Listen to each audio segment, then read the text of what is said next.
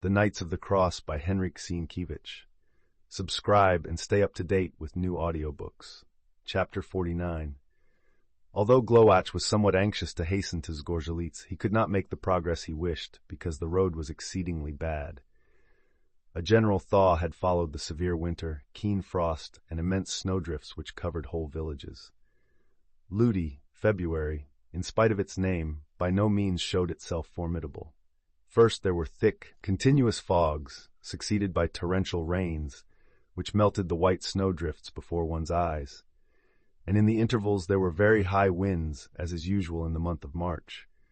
Then the tempestuous clouds were suddenly torn asunder by the wind, which now drove them together, and now scattered them, whilst on the earth the wind howled in the thickets, whistled in the forests, and dispersed the snow beneath, which only a short time before the boughs and trunks had slept their silent, wintry sleep. The woods assumed a dark color. The meadows were inundated with broad sheets of water. The rivers and streams overflowed. Only the fishermen were glad at the abundance of the watery element, but the rest of humanity were confined as within a prison, sheltering themselves within their houses and huts. In many places, communication between village and village could only be effected by means of boats. There was no lack of dams, dikes, and roads through the forests and swamps, constructed of trunks of trees and logs, but now the dikes became soft, and the stumps in the low, wet places endangered travel, or the roads were rendered altogether impracticable.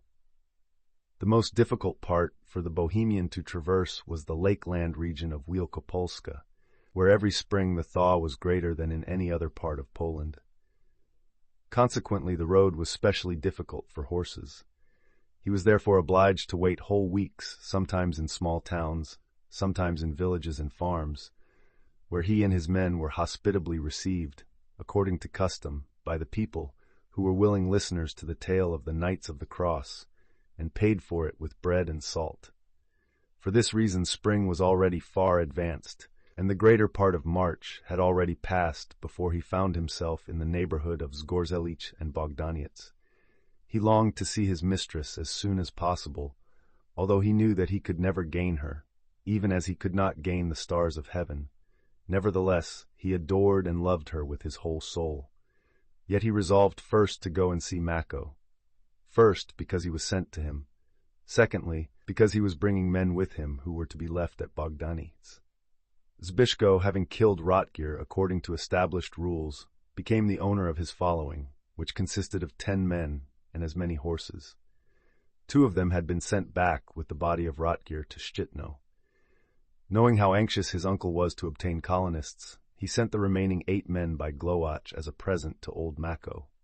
The Bohemian, on his arrival at Bogdaniec, did not find Mako at home. He was informed that Mako had gone with his dogs and crossbow to the forest, but he returned the same day, and having heard that an important retinue was waiting for him, he hastened to salute the guests and offer them hospitality. He did not recognize Glowacz at first, but when he gave his name, Mako was greatly agitated, and throwing down his hat and crossbow, he cried, "For God's sake, tell me, have they killed him? Tell what you know." "They have not killed him," replied the Bohemian. "He is enjoying good health." On hearing this, Mako was somewhat ashamed of himself and began to puff. At last he drew a deep breath. "Praised be the Lord Christ," he said. "Where is he now?" "He left for Malborg and sent me here with news." "And why did he go to Malborg?" "To fetch his wife." "Be careful, boy. In the name of God, what wife did he go for?" "For Juran's daughter. There is much to be told about it, enough for a whole night. But, honored sir, allow me to rest a little, for I have been constantly traveling since midnight." Mako ceased questioning for a little while, for his great surprise deprived him of speech. When he had somewhat recovered, he shouted to the servant to throw some wood on the fire and bring food for the Bohemian. Then he began to pace up and down, gesticulating and talking to himself. "I cannot believe mine own ears. Juran's daughter, Zbyszko married. He is married and not married," said the Bohemian. Then he began slowly to relate what had happened, while Mako listened eagerly, only interrupting with questions when what the Bohemian related was not quite clear to him. For instance, Glowacz could not give the exact time when Zbyszko had got married, as there had been no public marriage. Nevertheless, he affirmed that that marriage had surely taken place, and that it had come to pass owing to the instigation of Princess Anna Danuta, and had been made public only after the arrival of the Knight of the Cross, Rotgir, when Zbyszko had challenged him to the judgment of God, in the presence of the entire Mazovian court. "Ah, he fought!" Mako exclaimed, his eyes sparkling with intense curiosity. "What followed?" "He cut the German in two, and God also made me happy by delivering the armor-bearer into my hands." Mako again began to puff, but this time with an air of satisfaction. "Well," he said, "he is a fellow not to be trifled with. He is the last of the Gradies, but so help me God, not the least. He was that already in the fight with the Frisians, when he was a mere stripling." Here he glanced sharply once and again at the Bohemian, then he continued, "And so you tried to imitate him, and it seems you tell the truth. I doubted your words, but as you yourself say, you had little work with the armor-bearer. But if he chopped off the arm of that dog-brother after killing the aurochs, those are valiant deeds." Then he suddenly asked, "Is there rich spoil?" "We have taken the arms, horses, and 10 men, 8 of whom the young lord sends you." "What has he done with the other 2? "He sent them back with the corpse." "Why did not the prince send 2 of his own servants?" "Those 2 will not return." The Bohemian smiled at Mako's greed, which often betrayed him. "The young lord need not consider such trifles now," he said. "Spykow is a large estate." "It is a large estate. What of it? It is not yet his." "Then whose is it?" Mako rose from his seat. "Speak, and Durand?" "Durand is a prisoner and dying in the hands of the Knights of the Cross. God knows whether he will survive, and even if he survives and returns, what of it? Did not Father Caleb read Durand's testament, announcing to all that the young lord is to be their master?" The last words obviously made a great impression upon Mako, because he was too much amazed to thoroughly grasp the news. That Zbyszko had got married was painful to him at the first moment, for he loved Jagiełło with a fatherly love, and heartily wished to see Zbyszko united to her. But on the other hand, he had already grown accustomed to regard the affair as lost. Moreover, Durandowna brought with her so much that Jagiełło could never bring, the prince's favor, and being an only daughter, her dower was many times greater. Mako already saw Zbyszko as the prince's friend, the master of Bogdaniec and of Spykow, nay, in the near future, a Castellan. That was not at all unlikely, for it was told in those days of a certain poor nobleman who had 12 sons. 6 fell in battle, and the other 6 became Castellans and were advancing toward greatness. Only a reputation could assist Zbyszko in this career, so that Mako's ambition and greed for a pedigree might be realized according to his wishes. The old man, however, had much cause for alarm.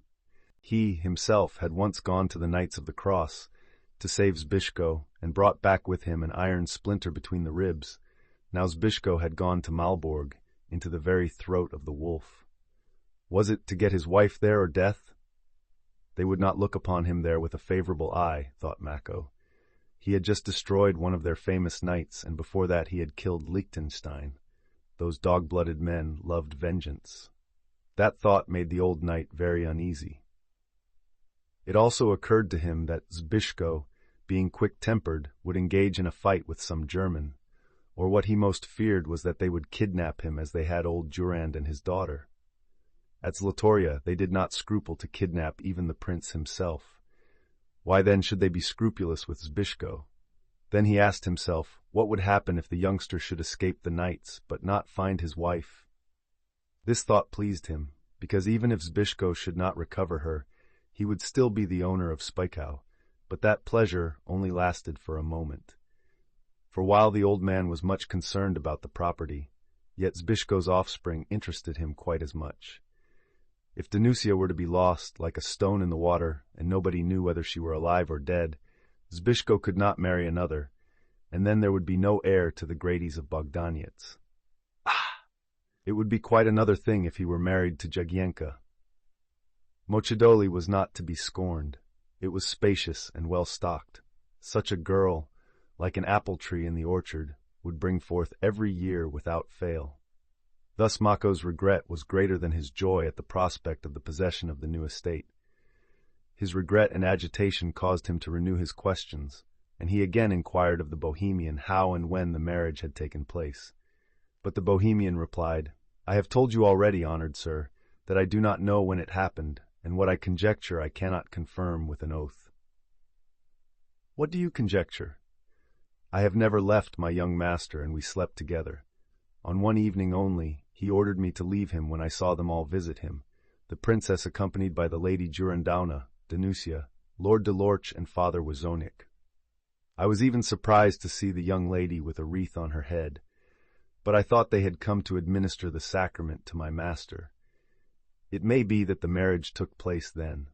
I recollect that the master commanded me to attire myself as for a wedding ceremony, but then I also thought that that was to receive the Eucharist."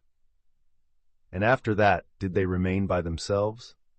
"They did not remain alone, and even if they had remained by themselves, the master was then so feeble that he could not even eat without assistance, and there were already people sent by Durand waiting for the young lady, and she left the following morning." "Then Zbyszko has not seen her since?" "No human eye has seen her." Then silence reigned for a while. "What do you think?" asked Mako presently. "Will the Knights of the Cross give her up or not?" The Bohemian shook his head. Then he waved his hand discouragingly. "I think," he said slowly, "she is lost forever." "Why?" asked Mako in terror. "Because when they said they had her there was yet hope, one could yet contend with them, either to ransom her or take her from them by force. But, they said, we had a girl retaken from robbers, and we notified Durand. He did not recognize her, and he killed of our people, in our very presence, more than fall in one good fight in war. Then they showed Durand some other girl." "So it is said. God knows the truth. It may not be true, and it may be that they showed him some other girl. But it is a fact that he killed people, and the Knights of the Cross are ready to swear that they never abducted Panna Durandowna, and that is an exceedingly difficult affair. Even should the Grand Master order an investigation, they would reply that she was not in their hands, especially since the courtiers of Ciechanów spoke of Durand's letter in which he said that she was not with the Knights of the Cross." "It may be she is not with them. I beg your pardon, sir. If they had recaptured her from the robbers, it would have been for no other motive than for ransom.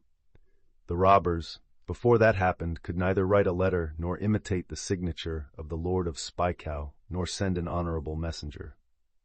"That is true. But what do the Knights of the Cross want her for?" "Revenge on Durand's race. They prefer vengeance to meat and wine, and if they want a pretext, they have one. The Lord of Spykow was terrible to them, and his last deed completely finished them. My master, I also heard, had lifted up his hand against Liechtenstein. He killed Rotgear. God helped me too to shatter that dog brother's arm. Wait, I pray, let us consider. There were 4 of them to be exterminated. Now hardly one is alive, and that one is an old man, and your grace must bear in mind that we yet have our teeth." There was again silence for a moment. "You are a discreet armor-bearer," said Mako at last, "but what do you think they are going to do with her?" "Prince Witold, they say, is a powerful prince. Even the German emperor bows to him, and what did they do to his children? Have they but few castles, few underground prisons, few wells, few ropes and halters for the neck?" "For the living God's sake," exclaimed Mako, "God grant that they may not also detain the young lord, although he went there with a letter from the prince, and accompanied by de Lorch, who is a powerful lord and related to the prince. Ah, I did not want to set out for this place, but he commanded me to go. I heard him once say to the old lord of Spykow, 'It is to be regretted that you are not cunning, for I shall get nothing by craft, and with them that is a necessary thing.' Oh, Uncle Mako, he would be useful here. And for that reason he dispatched me. But as for Durandowna, even you, sir, will not find her, for probably she is already in the other world, and where death is concerned, even the greatest cunning cannot prevail." Mako was absorbed in thought for a long while, after which he said, "Ha, then there is no counsel. Cunning cannot prevail against death. But if I were to go there and only get assurance that she has been removed, then in that case Spykow as well as Zbyszko remain. He will be able to return here and marry another maiden." Here Mako breathed freely, as though a burden were removed from his heart, and Glowacz asked in a bashful, subdued voice, "Do you mean the young lady of Zgorzelitz?" "Well, replied Mako, especially as she is an orphan, and Chtan of Rogo and Wilk of Brzozowa continually press their court to her. At that the Bohemian straightened himself up. Is the young lady an orphan? The knight Zyk? Then you do not know. For the love of God, what has happened? Well, you are right. How could you know, since you have just arrived, and our only conversation has been about Zbyszko? She is an orphan. Unless he had guests, Zik of Zgorzelitsa never remained at home. Otherwise he avoided Zgorzelitsa. He wrote about you to his abbot that he was going to visit Prince Przemka of Oswiecimia and ask him to give you to him. Zyk did it because he was well acquainted with the prince, and they have often frolicked together. Consequently, Zyk called upon me and said as follows, I am going to Oswiecimia, then to Gluitz. Keep your eye on Zgorzelitz. I at once suspected something wrong, and said, Don't go, I will keep good watch over Jagiełło and the estate, for I know that Chtan and Wilk intend to do you some wrong, and you ought to know that the abbot, out of spite against Zbyszko, preferred Chtan or Wilk for the girl. But he subsequently learned to know them better, and rejected both of them, and turned them out of Zgorzelitz, but not effectually, for they obstinately persisted. Now they have quieted down for a while, for they have wounded each other and are laid up, but before that occurred there was not a moment of security. Everything is upon my head, protection and guardianship. Now Zbyszko wishes me to come. What will happen here to Jagiełło, I don't know, but now I will tell you about Zyk. He did not follow my advice. He went. Well, they feasted and frolicked together.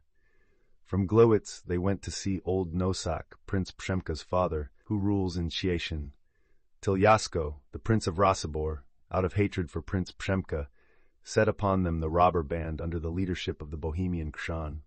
Prince Przemka and Zyk of Zgorzelitsa perished in the affray. The robbers stunned the abbot with an iron flail, so that even now his head shakes, and he knows nothing of what is going on in the world and has lost his speech. God help him forever. Now old Prince Nosak bought Krzan from the owner of Zampak, and tortured him so much that even the oldest inhabitants never heard of such cruelty. But the cruelty did not lessen the sorrow of the old man for his son, neither did it resuscitate Zik, nor wipe away the tears of Jagiełło. This is the result of the frolic. 6 weeks ago they brought Zyk here and buried him. Such a hard master, sorrowfully said the Bohemian.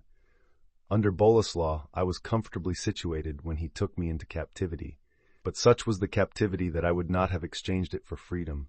He was a good and worthy master. May God grant him eternal glory. Ah, I am very sorry, but I must grieve for the helpless young lady. Because the poor thing is a good girl, she loved her father more than a man loves his mother. Then, too, she is not safe in Zgorzelitz. After the funeral, scarcely had the snow covered Zyk's grave when Chtan and Wilk stepped into the mansion of Zgorzelitz. My people were informed of it beforehand.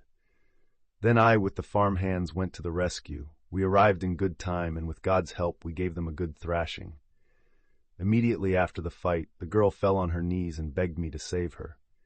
If I cannot belong to Zbyszko, she said, I will belong to nobody else. Only save me from those torturers. I prefer death to them. I tell you that I made a real castle out of Zgorzelitsa. After that, they appeared twice on the premises, but believe me, they could not succeed.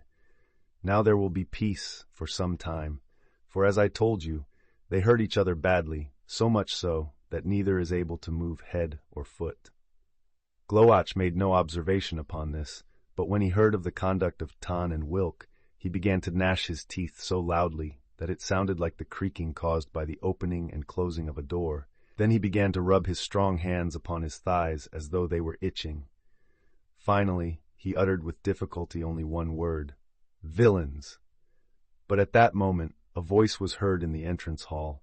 The door suddenly opened, and Jagiełło rushed into the house, and with her was Jasko, her oldest brother, who was 14 years old and looked as like her, as though they were twins. She had heard from some peasants at Zgorzelitz that they had seen the Bohemian Hlava at the head of some people journeying to Bogdaniec, and like Mako, she also was terrified, and when they informed her that Zbyszko was not among them, she was almost sure that some misfortune had happened. She therefore lost no time and hastened to Bogdaniec to ascertain the truth. What has happened? "For God's sake, tell me," she shouted, when yet upon the threshold. "What should happen?" replied Mako. "Zbyszko is alive and well." The Bohemian hastened toward the young lady, knelt upon one knee and kissed the hem of her dress, but she paid no attention to it. Only when she heard the reply of the old knight she turned her head from the fireplace to the darker side of the room, and only after a while, as if having forgotten that it was necessary to salute the Bohemian, she said, "The name of Jesus Christ be praised." "Forever and ever," replied Mako. Then she observed the kneeling Bohemian at her feet and bent toward him. "From my soul I am glad to see you, Hlawa, but why did you leave your master behind?" "He sent me away, most gracious lady." "What were his orders?" "He ordered me to go to Bogdaniec." "To Bogdaniec? What else?" "He sent me to get counsel. He also sends his compliments and good wishes." "To Bogdaniec, very well then. But where is he himself?" "He left for Malborg and is now among the Knights of the Cross." Jagiełło's face again assumed an expression of alarm. "Why is he tired of life?" "He is in quest, gracious lady, of that which he will not be able to find." "I believe he will not find it," interrupted Mako. "Just as one cannot drive a nail without a hammer, so are man's wishes without the will of God." "What are you talking about?" cried Jagiełło. But Mako replied with another query. "Did he say to you that Zbyszko went for Jurandowna? It seems to me that he did." Jagiełło at first did not reply, and only after a while, catching her breath, she replied, "Hey, he said," but what hindered him telling? "Well then, now I can talk freely." And he began to tell to her all that he had heard from the Bohemian. He wondered at himself why his words came haltingly and with difficulty, but being a clever man, he tried to avoid any expression that might irritate Jagiełło, and he dwelt strongly upon what he himself believed, that Zbyszko was never the husband of Danusia in reality, and that she was already lost to him forever. The Bohemian confirmed Mako's words now and then, sometimes by nodding his head in approval, sometimes repeating, "By God, true as I live," or, "It is so, not otherwise." The young lady listened, with eyelashes lowered till they touched her cheeks. She asked no more questions, and was so quiet that her silence alarmed Mako. "Now, what do you say to that?" he inquired when he had ended. But she did not reply, only 2 tears glistened between her eyelids and rolled down her cheeks. After a while she approached Mako, and kissing his hand, said, "The Lord be praised." "Forever and ever," replied Mako. "Are you so much needed at home? Better stay with us." But she refused to remain, giving as a reason that she had not given out the provisions for supper.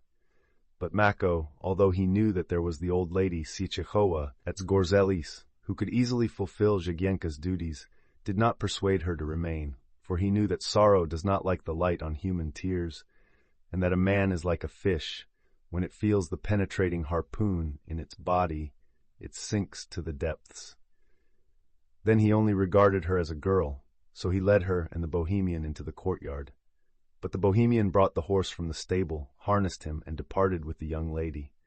But Mako returned to the house, shook his head, and murmured, "What a fool that Zbyszko is! Why, her presence seems to have filled the whole house with perfume." The old man lamented to himself.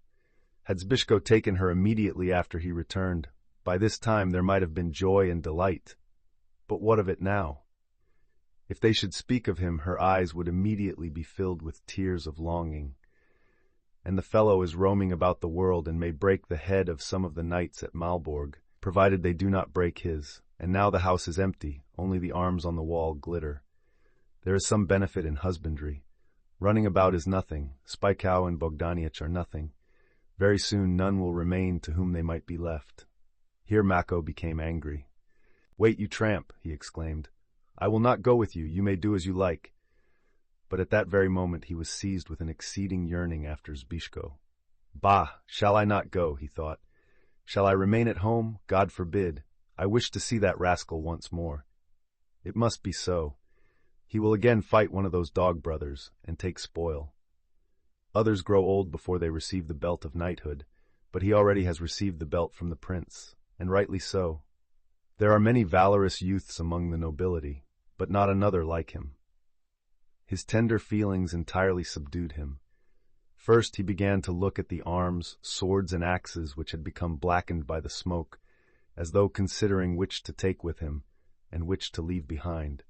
Then he left the house, first, because he could not stay there, secondly, to give orders to prepare the carriage and give the horses double provender. In the courtyard, where it was already beginning to grow dark, he remembered Jagiełło, who only a moment ago sat here on horseback, and he again became uneasy.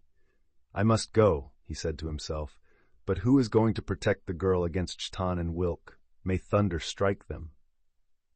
But Jagiełło was on the road with her little brother, Jasko, crossing the woods leading to Zgorzelce, and the Bohemian accompanied them in silence, with love and grief in his heart. A moment since he saw her tears, now he looked at her dark form, scarcely visible in the darkness of the forest, and he guessed her sorrow and pain. It also seemed to him that at any moment Wilk or Tan's rapacious hands might dart from the dark thicket and grasp her, and at that thought he was carried away by wild anger and longed for a fight. At times the desire for fight was so intense that he wanted to grasp his axe or sword and cut down a pine tree on the road. He felt that a good fight would comfort him.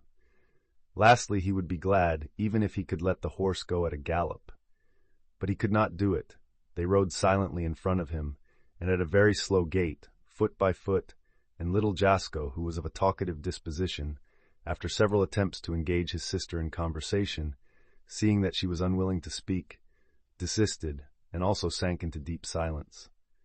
But when they were approaching Zgorzelce, the sorrow in the Bohemian's heart turned to anger against Chtan and Wilk.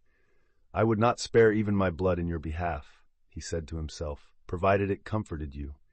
But what can I, unfortunate, do? What can I tell you, unless I tell you that he ordered me to kneel before you, and God grant that that might be of some comfort to you." Thinking thus, he urged his horse close to Jagiełło's. "Gracious lady, are you riding with us?" inquired Jagiełło, as though awaking from sleep. "What do you say?" "I forgot to tell you what my master commanded me to say to you. When I was about to depart from Spykow, he called me and said, 'I bow at the feet of the young lady of Zgorzelce, for whether in good or bad fortune, I shall never forget her, and for what she did for my uncle and myself, may God recompense her and keep her in good health.'" "May God also recompense him for his good words," replied Jagiełło. Then she added, in such a wonderful tone that it caused the Bohemian's heart to melt, "And you, Hlawa?" The conversation ceased for a while, but the armor-bearer was glad for himself and for her words, for he said to himself, "At least it shall not be said that she has been fed with ingratitude." He also began to rack his brains for something more of the same nature to tell her, and after a moment he said, "Lady." "What?" "This, as it were, I want to say, as the old Pan of Bogdaniec also said, that the lady there is lost forever, and that he will never find her, even if the Grand Master himself assist him." "Then she is his wife." The Bohemian nodded his head. "Yes, she is his wife." Jagiełło made no reply to this, but at home, after supper, when Jasko and the younger brother were put to bed, she ordered a pitcher of mead. Then she turned to the Bohemian and asked, "Perhaps you want to retire? I wish to continue our conversation." The Bohemian, although tired, was ready to chatter even till morning. So they began to talk, and he again related in general terms all that had happened to Zbyszko, Jurand, Danusia, and himself. Remember to subscribe.